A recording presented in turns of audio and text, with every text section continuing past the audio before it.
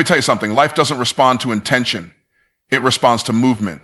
You can talk about your goals, journal about your dreams, and share your big plans on social media, but none of that changes your life unless you push.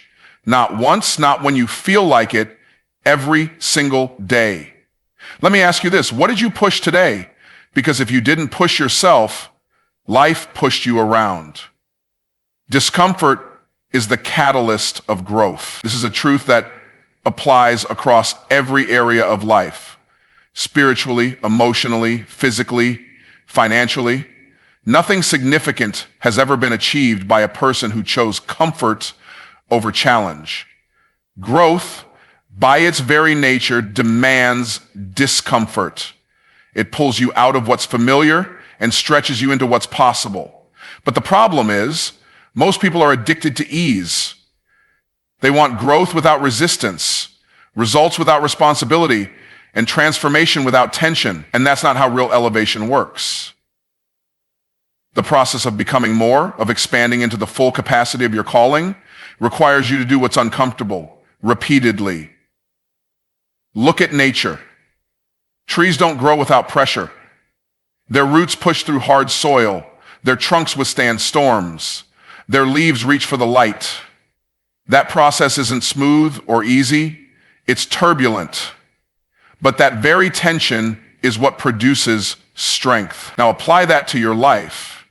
Every time you avoid a hard conversation, every time you skip a necessary step, every time you say, I'll do it tomorrow, you're choosing stagnation. You're protecting your comfort at the cost of your growth. And over time, those small decisions add up. They become patterns. Then those patterns become identity. Eventually, you don't even realize you're shrinking yourself just to avoid pressure. Discomfort isn't your enemy. It's your ally. It's the sign that you're getting closer to the edge of your limitations, and that's where expansion happens. Too many people run from pain, not realizing that the very thing they're running from is the key to unlocking the version of themselves they've been praying for. You want to be a better speaker? Get up and speak, even when your voice shakes. You want to be a better business leader? Make the tough decisions, even when fear is screaming in your ear. You want to grow spiritually? Open that Bible, even when you feel distant from God. Growth never feels good while it's happening, but it feels worth it once it's developed in you. Most people wait for motivation to move, but champions, leaders, those who operate in mastery, they understand that discomfort is the gym where character is built. It's not about how you feel, it's about what you're committed to. Comfort zones are seductive. They whisper, "You're fine. You don't need to stretch. Stay here." But that's deception. Because while comfort zones feel safe, they are also the most dangerous places you can live. You can survive there, sure, but you'll never thrive there. You'll never find purpose, power, or passion in a place designed for maintenance, not movement. Every breakthrough begins at the border of comfort. The moment you feel resistance is the moment you need to lean in, not pull back. Resistance is what makes you resilient. Resistance is the reason muscles grow, minds sharpen, and spirits deepen. Discomfort is feedback. It's telling you that you are entering unfamiliar territory, and that's exactly where you need to be if you want to elevate. It's not supposed to feel easy. It's not supposed to feel smooth. You're not meant to glide into greatness. You're meant to fight for it. Every challenge is a test, not of your talent, but of your tolerance. Can you keep moving when things hurt? Can you keep pushing when no one sees your effort? Can you choose purpose over pleasure, calling over comfort, long-term transformation over short-term relief? Those who do, grow. Those who don't, stay stuck. Discomfort is not there to destroy you. It's there to define. Consistency builds mastery. Mastery isn't a product of talent alone. It's the result of showing up every single day, whether you feel like it or not. In a world where people are constantly chasing excitement, novelty, and the next big thing, it's easy to forget that the real power lies in repetition. Repetition creates rhythm, and rhythm creates results. If you look at anyone who's operating at the highest level, In business, in athletics, in ministry, in leadership, you'll see a person who has built habits of consistency that compound over time. They didn't arrive at mastery through occasional effort. They arrived through disciplined repetition. Most people want success, but they don't want the structure required to sustain it. They want moments of brilliance, but they avoid the mundane daily practice that makes brilliance sustainable. They want impact, but they resist the process of becoming excellent. Consistency feels boring. It's not glamorous. It doesn't get applause, but it works. It works because it trains the body, the mind, and the spirit to align. And when you're aligned, you become unstoppable. There's a kind of power that comes from being consistent when no one is watching. When there's no spotlight, no reward, no validation, that's when character is formed.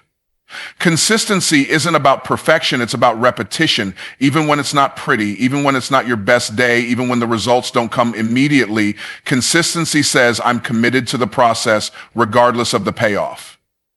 The world is full of people with potential, but potential without consistency is wasted. It's not about how talented you are, it's about how willing you are to do the same hard thing day after day. You can be average and still rise to excellence if you out-discipline and out-consist those who rely only on bursts of motivation. Success doesn't come to those who work occasionally, it comes to those who work predictably. There's a difference between being busy and being consistent. Busyness is chaotic and reactive. Consistency is intentional and strategic. When you're consistent, you begin to build momentum. That momentum starts as something small, like a spark, but it grows, it becomes a pattern, it becomes identity. And once something becomes part of who you are, it's no longer a struggle, it's a standard. And standards don't slip based on emotion or environment. They hold, even when conditions don't. The reason most people never reach mastery is because they quit before the reward shows up. They get tired, they get discouraged, they get distracted. But consistency requires a long-term mindset. You have to be able to plant seeds without seeing immediate harvest. You have to be willing to water, to wait, to endure seasons of silence while trusting that the compound effect is at work. That kind of patience is rare in today's world, but it's essential if you want to be excellent. Because anything built quickly often crumbles just as fast. Mastery is built slowly, brick by brick, through repeated effort. Consistency isn't just for achievement, it also brings clarity. When you do something every day, you begin to see patterns. You gain insight. You start to understand what works and what doesn't. That level of awareness is what separates amateurs from professionals. Amateurs guess, professionals measure, refine, and improve. But that only happens when you're consistent enough to track progress over time. One-off effort can't do that. Random spurts of motivation can't do that. Only the discipline of daily execution can reveal what's truly working and what's holding you back. People admire mastery, but often forget what it costs. It costs time. It costs focus. It costs your old habits, your excuses, your laziness. It requires saying no to temporary pleasure in favor of permanent progress. It demands that you train when others sleep, that you stay steady when others flinch, that you keep building when others break down. And the only way to carry that level of demand is through the daily choice to show up again and again, regardless of how you feel. That's the secret behind mastery. It's not magic. It's not luck. It's not timing. It's daily obedience to the process. Excuses are the enemy of excellence. They are subtle, persuasive, and often dressed in rational language that makes them sound legitimate. But at their core, excuses are lies that protect comfort and destroy progress. Every time a person makes an excuse, they are trading their potential for a reason to stay the same. Excuses are the language of limitation. They don't just block actions, they blind the mind. They create a false sense of safety that keeps a person trapped in the same cycle of inaction, frustration, and regret. They are the justifications we use to avoid responsibility, and the more we rely on them, the more powerless we become. Excuses are addictive. The more you use them, the easier they come. One day you're saying you didn't have time. The next, you're convincing yourself that the opportunity wasn't meant for you. Eventually, you begin to believe that success is reserved for the lucky, the connected, the gifted. But the truth is, most people don't lack ability, they lack ownership.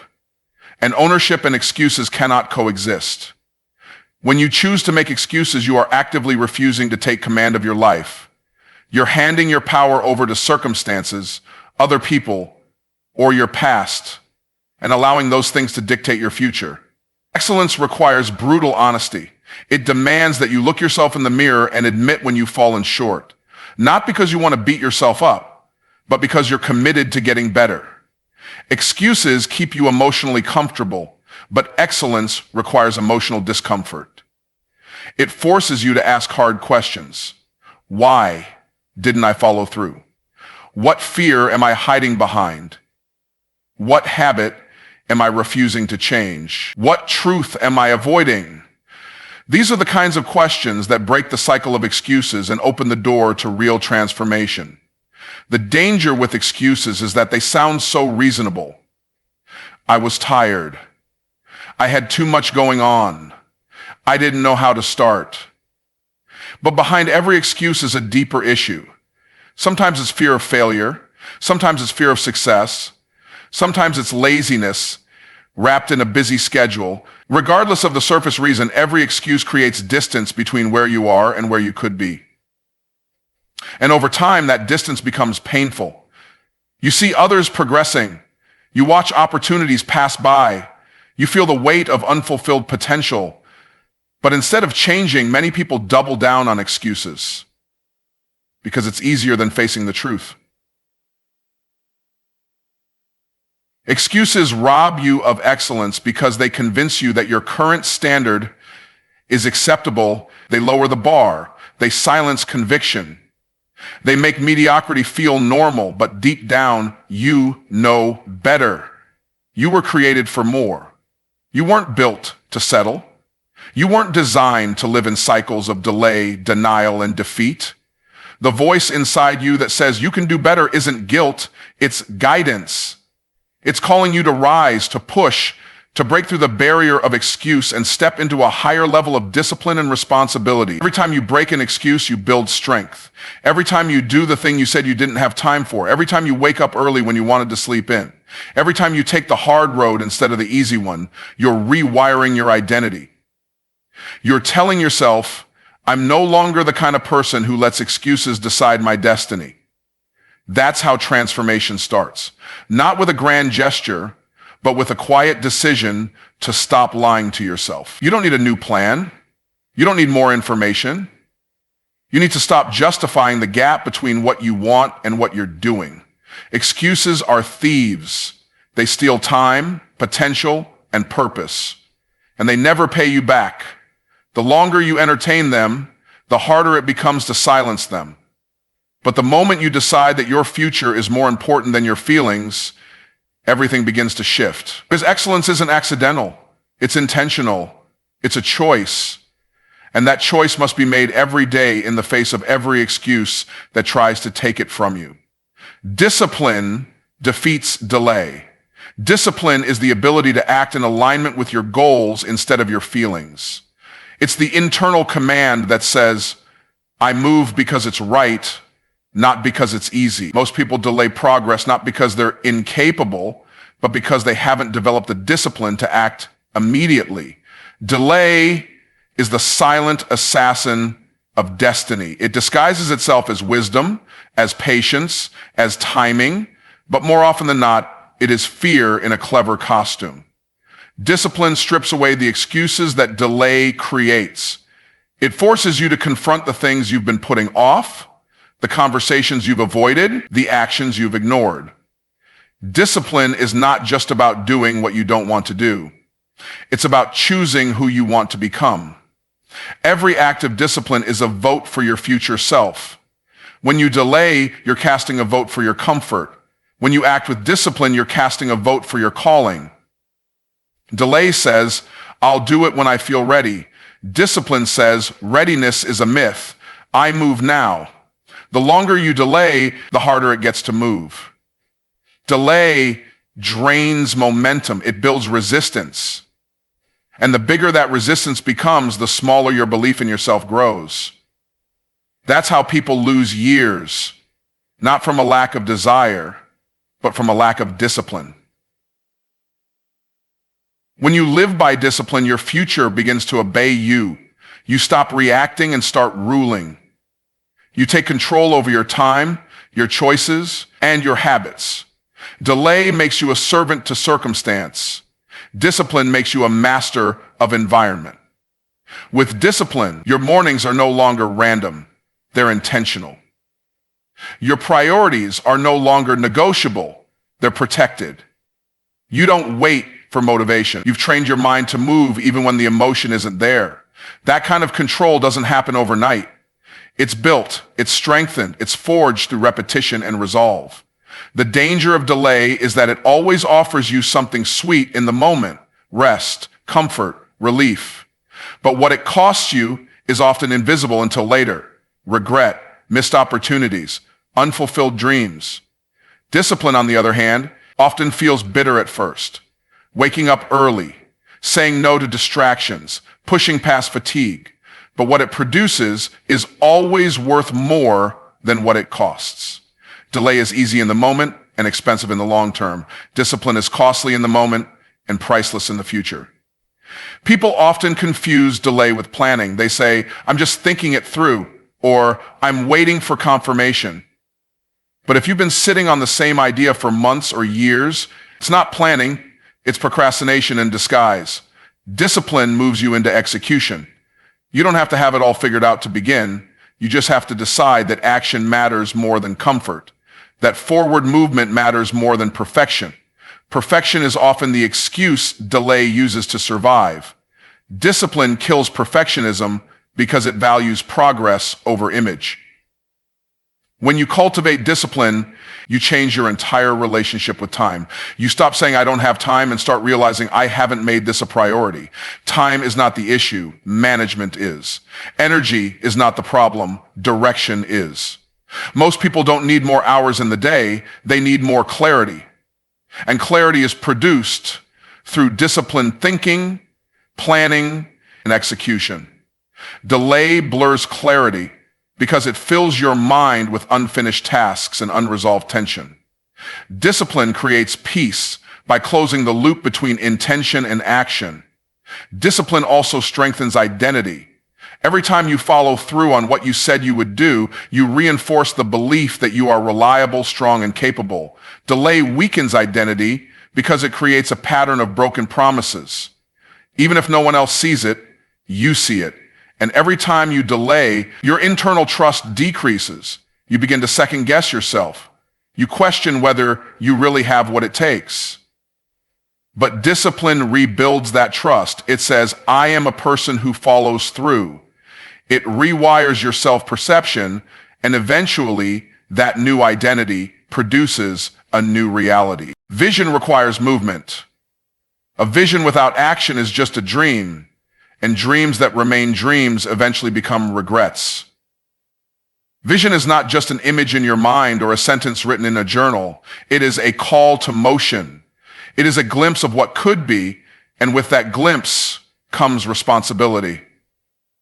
Many people talk about having big dreams and powerful visions, but few are willing to take the consistent, courageous steps necessary to bring those visions into reality. Having vision is not the challenge. Moving with vision is. Motion is the evidence that you actually believe in the vision you claim to carry. There are people who say they're waiting on God, but what they're really doing is hesitating. The vision has been made clear. The direction has been given, but fear, doubt, or perfectionism has kept them standing still. Movement is how you partner with the vision. It's how you show that you are willing to steward what you've been shown. If you believe it's possible, you'll move toward it. If you believe you're called, you'll begin walking. Movement doesn't mean you have all the answers. It means you're willing to discover them along the way. You don't need the whole path. You need enough faith to take the next step. Vision doesn't unfold all at once. It expands as you walk. Every step of obedience opens up the next level of clarity. People who wait for the perfect plan often miss divine moments. Opportunities are time sensitive, and sometimes the delay in movement causes a door to close. Movement creates momentum, and momentum is a multiplier. When you move, you attract answers, you activate resources, you inspire support. People are drawn to motion. They are moved by movement. But when you stand still, the vision begins to grow cold. What was once urgent becomes optional. What was once alive begins to fade. Movement also refines the vision. There are things you won't understand about your calling until you engage with it. There are lessons, skills, and insights that only come through the doing. You can theorize all day, but transformation doesn't happen in theory. It happens in execution. Your vision will challenge you, stretch you, and confront your weaknesses. But none of that happens until you step into motion. Many people want clarity before they move, but the reality is clarity is a byproduct of commitment. The more you walk, the more you see. When you begin moving toward your vision, resistance will come, obstacles will appear. That doesn't mean you're off track. It often means you're on the right path. Movement exposes what needs to be fixed. It reveals what needs to be healed. It brings to the surface the fears and limiting beliefs that were hiding in the shadows. But this exposure is a gift because you cannot conquer what you refuse to confront. Motion turns your inner world outward, giving you a chance to align yourself fully with the assignment on your life. Movement requires faith, and not just the kind that talks. Faith without works is dead, and vision without movement is the same. Every time you move in the direction of your vision, you are declaring, I trust the one who gave me this vision more than I trust the comfort of staying still. You are showing that you are willing to leave the shore without seeing the other side. That level of trust is what unlocks divine favor. It's what separates dreamers from doers. People admire the final product of a vision, but they often forget the process. They forget the early mornings, the late nights, the small steps, the repeated actions, and the uncomfortable decisions. Movement is not always fast or flashy. Sometimes it's quiet. Sometimes it's slow. But every step matters. Every phone call, every page written, every lesson learned, every uncomfortable conversation.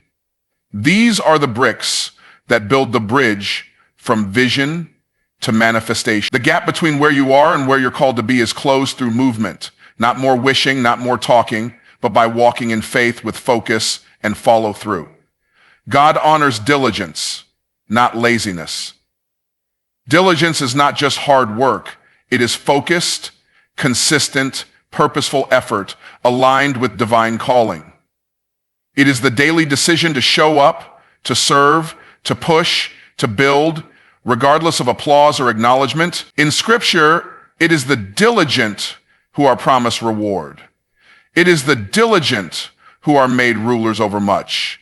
It is the diligent who experience increase. God does not bless passivity. He blesses movement. He blesses faith in action. Many people pray for promotion, for provision, for platforms, but they ignore the principle of diligence. Heaven responds not to mere intention, but to execution. When you are diligent with what is in your hands, God multiplies it. Laziness, on the other hand, is not always visible as sloth or idleness. Sometimes it looks like overthinking. Sometimes it disguises itself as endless planning with no progress. Sometimes it wears the mask of waiting on confirmation, but God sees through the disguise. He sees whether you are being faithful with what you've been given. He sees whether you are multiplying your talent or burying it in the ground. Laziness doesn't always mean doing nothing. It can also mean doing everything except the thing you were actually called to do. It can look like busyness without fruitfulness. Diligence, however, is not scattered. It is focused. It is measured. It is intentional. And because of that, it produces results. Diligence is a seed. Every time you show up and do the work, even when no one sees you, you are planting something in the soil of your destiny. And while you may not see the harvest immediately, God does. He watches the late nights, the early mornings, the sacrifices you make to honor your purpose. He is not unjust to forget your labor. He is not blind to your consistency. The world may overlook you. People may underestimate you, but heaven sees the quiet, faithful grind. And in due time, the diligence will be rewarded. The opposite of diligence is entitlement. Entitlement says, I deserve something for nothing.